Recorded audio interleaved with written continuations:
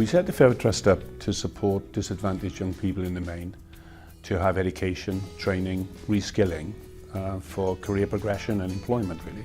We will have spent by the end of this year, 2017, approximately £2 million. And we started 8.5 years ago, 2009. We had a generous bursary program which we've funded well over 120 young people over that time to go through university. We had a secondary bursary program looking at business startups and entrepreneurs, and that was really to help people in their 20s who had ambitions to be entrepreneurs to set up their own small businesses, and yeah, we've given a substantial amount of money to help. For me, I can see the benefit of the bursary scheme for children perhaps who would otherwise finances would have been a barrier to them going away to university, and that bursary allowance then was the reassurance that perhaps they needed, that it would be okay, that financially they'd be able to join in with activities along with other students and not feel disadvantaged. South Wales is pretty rife with disadvantaged communities, to be honest. The history of the trust really comes from the Valleys area when I set it up, from the Rhondda Valley. So it's been steeped in a working class structure really around us. So part of us, or me and the Board of Trustees, was to give back where we could to the most disadvantaged areas that we could find. We live in an area where there's an ageing population, and lots of people through loss of partners can become isolated. So what Mensheds do is give them an opportunity for places to meet people and learn new skills, and the effect of that, by just knowing people, it's been proven that helps their health and well-being.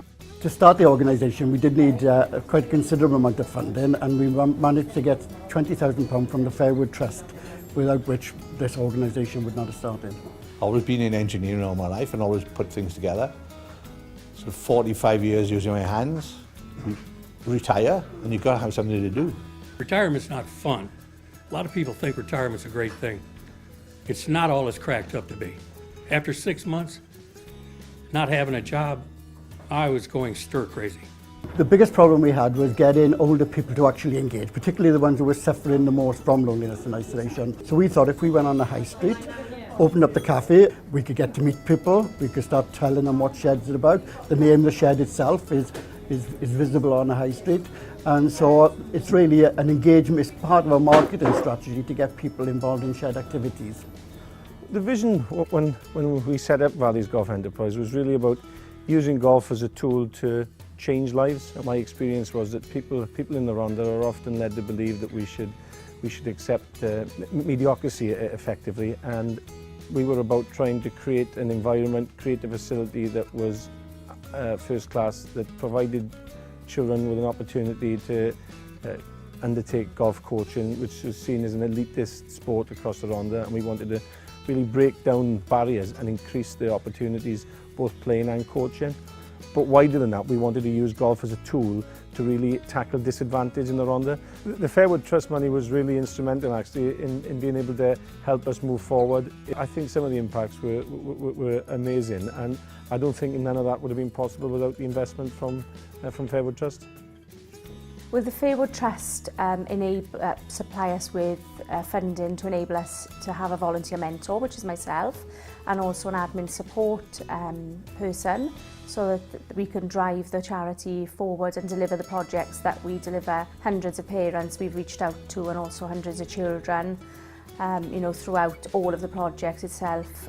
Also every year we have a flagship event, and we normally have around 2,000 children attend that event on the day. With the Baby Bookworm project, we aim to help children under 5 to improve literacy skills and get them used to reading with parents or guardians. We read the story all together, so the children are all sitting on a mat, and then we do a craft related to it. Put lots of loose parts on the table, and they can just pick and mix what they like. There's no set rules, and it's just about them getting creative. I got a medical condition. I had to miss 2 years of school and had to be homeschooled. But because I was getting anxiety and depression from it, because I was missing so much and I wasn't being able to do anything normal like my friends were doing, I was with Careers Wales, and they told me to come up here to kind of volunteer, and I found out I really enjoyed it. I loved being with kids and everything. I didn't really like children to begin with. I was a little bit scared of them, so I was a bit nervy to come in. And then on the first day, all of these kids were just in love with me, and I was really shocked.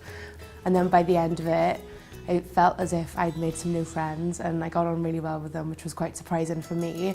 And I felt like I really could have a career in social work after spending so much time with the children. Well, we wanted to look at business projects from disadvantaged communities in order that people who've got entrepreneurial skills, wanted a business startups, who could work in the communities then to build those businesses and create employment prospects. So the community then would obviously benefit from that.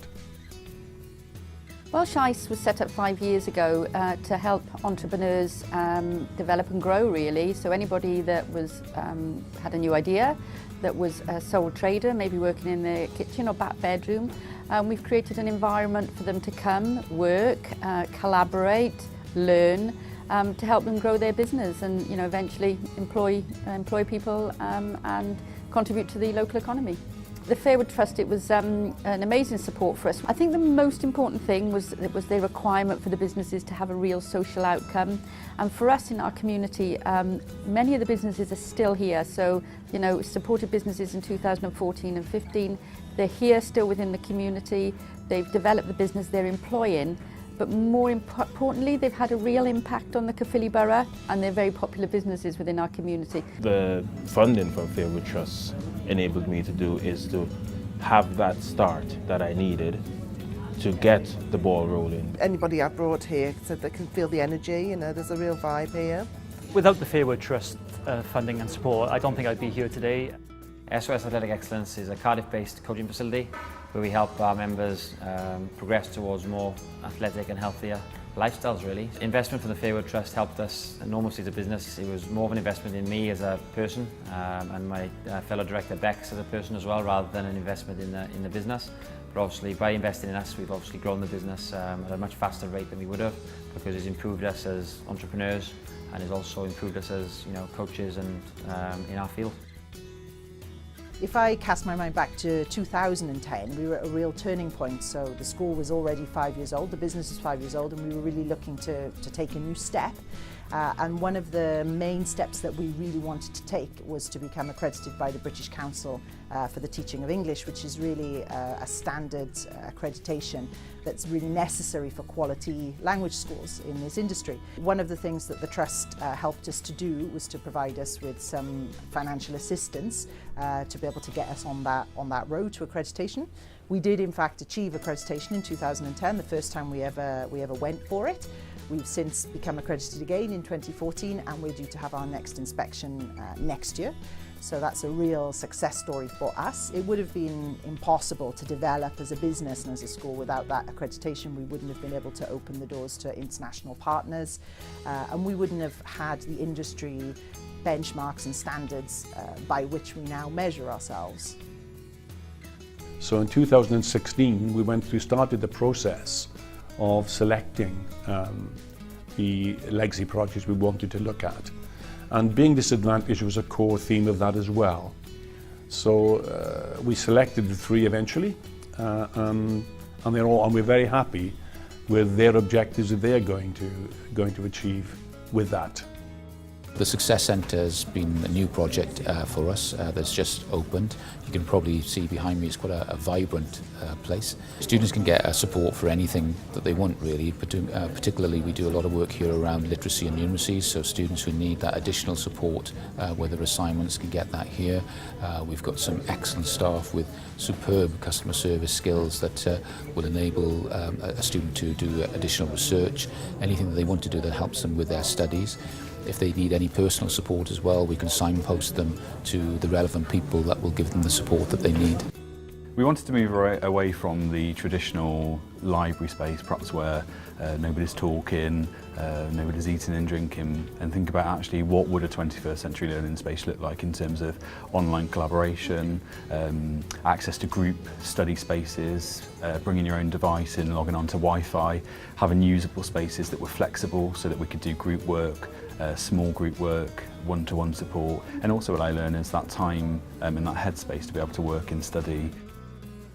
The Amelia Trust Fund exists primarily to support young, disadvantaged and vulnerable people who are struggling in mainstream education. We work with those young people in a variety of different settings, we have animals, we have woodlands, a lovely pond area.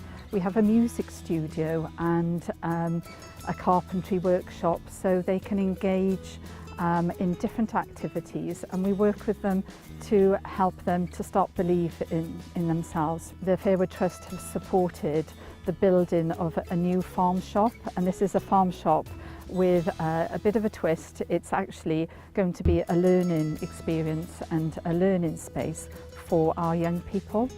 So our young people get involved with collecting eggs, packing the eggs, they get involved with chopping wood from the woodlands and then making logs, all of which we sell on to the public.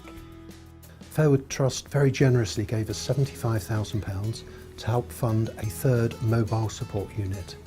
We currently have two, we desperately need a third in order to provide more services to more people in Wales. The main two treatments that we provide on the unit is chemotherapy and the second is treatment for lymphedema. As well as that, we can provide other services on board the unit, so people sometimes need to have a confidential chat and air concerns and worries that they might have, so they can sit with a member of our team and have that conversation, and we can then look at how we can best help them. Sometimes they need help with money problems. Financial problems do come when people are diagnosed with cancer. They sometimes can't work, and we have a team that can be there to help and support them through that difficult process. This environment that you're witnessing today certainly wouldn't be possible without the support of the Fairwood Trust. We wouldn't have been able to have built the farm shop without the Fairwood Trust support. Without the donation from the Fairwood Trust, and of course many others, we wouldn't be funding a third mobile unit. We wouldn't have that unit on the road in 2018, and we wouldn't be able to meet that increasing demand that there is for treatments for people with cancer. So we're really grateful to the Fairwood Trust for all that they're doing to help and support. Without my board of trustees, and none of this would have been possible, to be honest.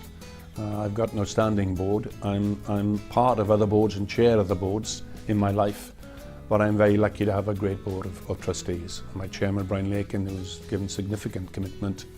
They're all volunteers, and they provided me with guidance. They've steered the trust, they've ensured good governance, so they need to be thanked greatly for their help and their commitment to the whole project.